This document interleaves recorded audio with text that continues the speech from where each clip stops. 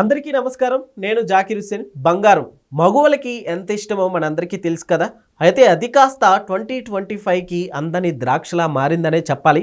అయితే ఇప్పుడు బంగారం ధరలు కాస్త తగ్గచ్చు అంటున్నారు. ఒకసారి డిస్కస్ చేసే ప్రయత్నం చేద్దాం. ప్రస్తుతం స్టూడియోలో జర్నలిస్ట్ జగదేవ్ ఉన్నారు. వెల్కమ్ చెప్దాం.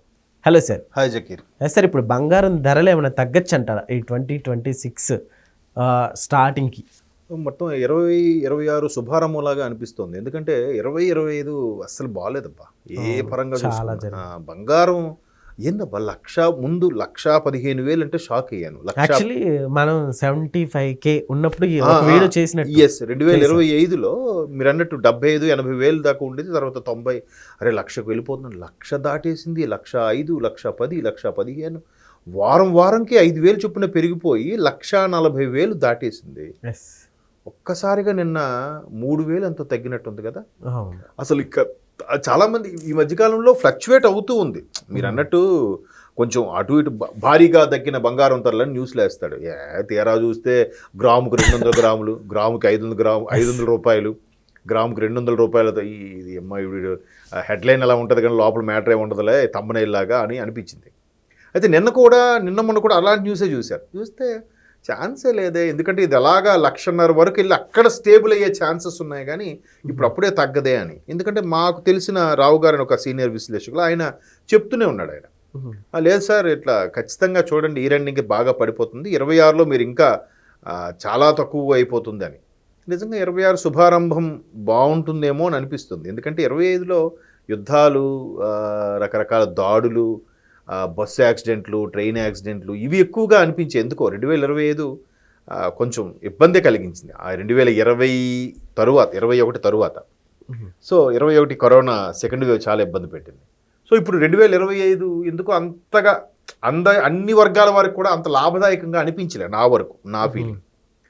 సో ఇది ఆయన చెప్తూనే ఉన్నారు తగ్గుతుందని. ఒక్కసారిగా భారీగా తగ్గినానంటే నేను మామూలు క్యాజువల్గా 200-300 గ్రాము మీద తగ్గుంటుంది. ఒకేసారి 3,000 తగ్గింది. అరే ఇదేంటిది ఆశ్చర్యంగా ఉంది అని ఒక్కసారి చూస్తే బంగారం మీద 3,000. ఇకపోతే వెండి ఏదైతే ఈ అంతర్జాతీయ కమోడిటీ ఏదో అంటారు దానిలో ఎక్కువగా వెండి మీద మదుపర్లు ఎక్కువగా పెట్టేసి, అంటే అరే ఈ మధ్యకాలంలో కొన్ని రకాల ఔషధాలకి వెండిని సిల్వర్ని వాడుతున్నారంట. వాటి మిశ్రమంలో తయారు చేసే మిశ్రమంలో మనం డైలీ యూజ్ చేసే వాటిలో ఫుడ్ ఐటమ్స్ లో కూడా చాలా వరకు ఉంటుందని విన్నాను. నిజమేనా? మేబీ అది ఫుడ్ ఐటమ్స్ సిల్వర్ కోటింగ్ ర్యాపర్లు అంటుంటాయి. అవి దానివల్ల సిల్వర్ కి చాలా డిమాండ్ పెరుగుతుంది. అంటే అది ఎంతవరకు కరెక్టో నాకు తెలియదు కానీ నేను విన్నది ఏంటంటే కొన్ని రకాల ఔషధాలకి, కొన్ని రకాల మూలికలకు సంబంధించి దీన్ని యూజ్ చేస్తున్నారు. తరువాత అంతర్జాతీయ మార్కెట్లో కూడా ఏదైతే కొత్త ఇన్నోవేషన్స్ వస్తున్నాయో ఏ నుంచి అన్ని రకాలుగా అలా వచ్చినప్పుడు ఈ వెండి ఆ ఇన్నోవేషన్స్కి చాలా ఉపయోగపడుతుందంట. పైపెచ్చు బంగారం కొనలేం, భయంకరంగా ఉంది. గ్రామే 15,000 అలా పడుతుంది. అదే వెండి అనుకోండి, ఆ 15,000 పెడితే ఆల్మోస్ట్ మనకు ఒక 5 తులాల దాకా వస్తుంది కదా. సో అందుకు దీని మీద రీసెర్చ్ చేస్తున్నారేమో. బహుశా రీసెర్చ్ చేస్తుంటే సఫలీకృతం అవుతుంది కాబట్టి 10,000 పెట్టుబడి పెట్టుకుంటే 20,000 లాభం వచ్చింది అనుకోండి, ఇదేదో వెండి అయినా వర్కౌట్ అవుతుందిరా, సిల్వర్ పెట్టినా వర్కౌట్ అవుతుంది అనుకోని చెప్పి అందరూ వెండి మీదకి వెళ్ళొచ్చు. సో అలాగా మొత్తం మీద కొంతమంది ఈ బార్లు అంటారు, ఐడియా ఉందా? బిస్కెట్ లాగా కడ్డీలాగా ఉంటాయి.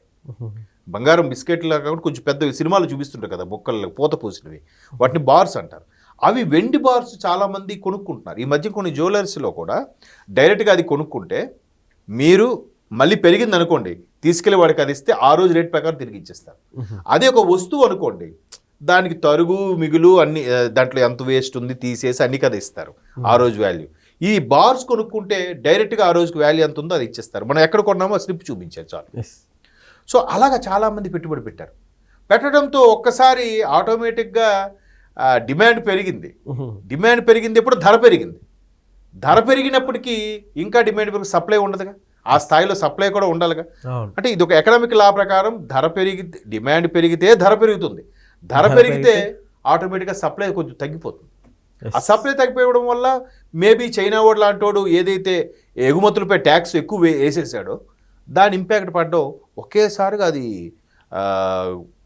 100 కేజీ వెండి విలువ 3 లక్షల దాకా ఎంత ఉండేది ఒక్కసారి 2,55,000 ఎంత కూడా పడిపోయింది. Yes. ఎంత డ్రాస్టిక్ చేంజెస్.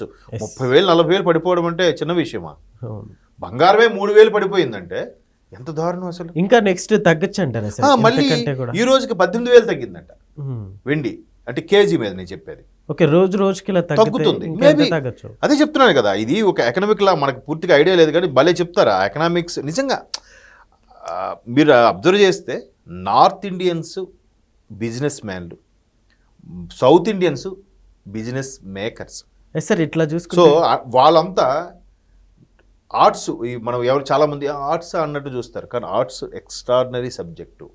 ఎకనామిక్స్ కానీ, ఇండియన్ పాలిటిక్స్ కానీ, అడ్మినిస్ట్రేషన్ కానీ ఎక్స్టెన్స్. మనం ఎంతసేపు ఇంజనీరింగ్ డాక్టర్ ఈ టెక్నికల్ చదువుకున్నాడు ఎప్పుడూ కింగ్ మేకరే, కింగ్ అవ్వలేడు.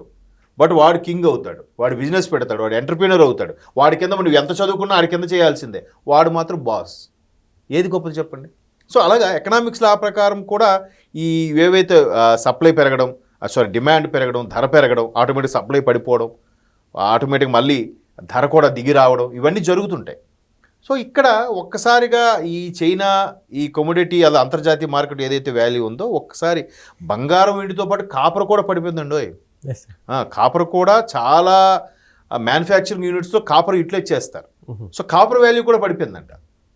సో మరి ఇంకా తగ్గుతుంది అని విశ్లేషకులు చెప్తున్నారు కానీ మేబీ మీరు అన్నట్టు 2026కి ఒక శుభారంభంగా తగ్గితే వెళ్ళని కూడా మహా తగ్గినా 1.20కి మించి తగ్గదని నేను అనుకుంటున్నాను. ఇది బంగారం విషయం. ఇప్పుడు ఆల్రెడీ 1.40 దాటింది.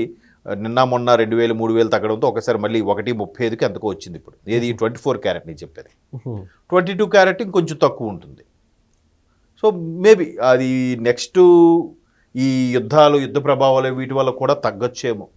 ఆల్రెడీ వేడిగా చర్చలు జరుగుతున్నాయి కదా ప్రతి దగ్గర కూడా. ఇండియాకి పాకిస్తాన్కి ఎప్పుడు యుద్ధం అవుతుందో, లేదంటే వాళ్ళు దొంగ దెబ్బ తీస్తే మన వాళ్ళు అటాక్ ఎప్పుడు చేస్తారు అనేది అదొక సందేహం ఉంది. తర్వాత ఎలాగూ హమాస్ మీద ఇజ్రాయెల్ వారు ఎప్పటికే క్షమించరు, వాళ్ళు అటాక్ చేస్తారు. ఉక్రెయిన్ కూడా రష్యా క్షమించదు, అది చేస్తూనే ఉంది 3 ఏళ్ళుగా. సో ఇలాంటి నేపథ్యం వల్ల కూడా ధరలు ఫ్లక్చువేట్ అయ్యే ఛాన్సెస్ అయితే ఉన్నాయి. ఓకే, సో వీటిని స్టేబుల్గా ఉంటే అని మనం అనుకోవచ్చా? లేదు కదా సార్, అలా చెప్పలేం. ఇప్పుడు చాలా మంది ఇప్పుడు మొదటి ఏం చేస్తారు, తగ్గింది కాబట్టి ఇమీడియట్గా కొనేస్తూ ఉంటారు. అరే మళ్ళీ రేపు ఎల్లుండి పెరుగుతుంది కదా, మళ్ళీ మనం అమ్ముకోవచ్చులే మార్కెట్లో అన్నట్టుగా. మళ్ళీ ఇది ఒక స్టాక్ మార్కెట్ గ్యాంబ్లింగ్ గేమ్, ఒక గేమ్ అది మనకి అసలు చాలా వ్యాస్ట్ సబ్జెక్ట్, మనకు అర్థం కాదు. సో అంటే ఎక్కడో ఏదో ఉపద్రవం జరిగినా, ఎక్కడో ఏదో జరిగినా దాని ఇంపాక్ట్ ఇక్కడ పడుతూ ఉంటుంది. ఇక్కడ షేర్లు ఎందుకు పడిపోతుందో తెలియదు, ఇక్కడ బంగారం విలువ ఎందుకు తగ్గిపోతుందో తెలియదు. అది బాగా మార్కెట్ మీద సబ్జెక్ట్ మీద అవగాహన ఉన్న వాళ్ళని బాగా చెప్పగలరు, మనకు అంత ఐడియా లేదు.